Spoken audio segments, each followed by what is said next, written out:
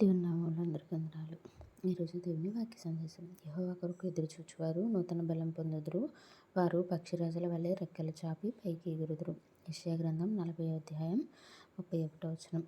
మనం చాలాసార్లు వినే ఉంటాం పక్షిరాజు కథ. వయసు అయిపోయిన పక్షి ఏం చేస్తుందండి, తన ముక్కంతా పెరిగిపోతే మరలా అదంతా తీసివేసుకుని కొత్త ముక్కు, రెక్కలు ఇవన్నీ వచ్చి మరలా నూతన బలం పొంది ఆకాశంలో రివ్వుమని ఎగురుతుంది.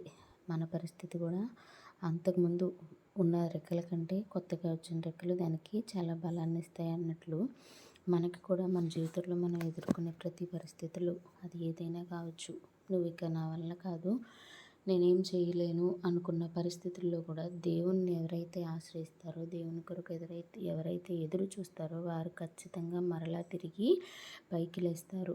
ఎంత అంటే కొత్త ఉత్సాహంతో మరలా దేవుడు ఆ సమస్యలన్నీ తీసివేసిన తర్వాత అంతకుముందు మామూలుగా సమస్య లేనప్పుడు మనం ఎట్లా ఉన్నామో అంతకన్నా రెట్టింపు ఉత్సాహంతో, రెట్టింపు ఆనందంతో, రెట్టింపు దేవుని పట్ల కృతజ్ఞతతో మనం తిరిగి మరలా పైకి లేస్తాము. ఎందుకంటే దేవుడా, నా జీవితంలో నువ్వు ఈ కార్యం చేసావా, ఈ సమస్య నుంచి నన్ను బయటపడేసావా, అసలు ఇది అవుతుందనే నేను అనుకోలేదు, కానీ నీ కొరకు నేను ఎప్పుడైతే ఎదురు చూసానో, లేకపోతే నీ మీద నేను పెట్టుకున్న ఆశను తీర్చిన దేవా, నీకేమి ఇవ్వగలను అని మనం మనస్ఫూర్తిగా కృతజ్ఞతలు చెల్లించే పరిస్థితిని దేవుడు ఖచ్చితంగా తీసుకొస్తారు. మనం చేయవలసిందల్లా ఆయన కొరకు ఎదురు చూడడం మాత్రమే.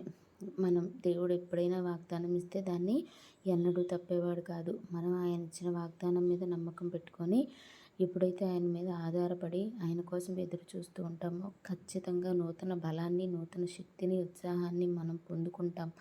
అట్టి పరిస్థితిలో ప్రతి ఒక్కరూ ఉండాలని, దేవుని కొరకైన ఆశను ఎప్పుడూ వదులుకోవద్దని తెలియచేస్తూ వందనాలు.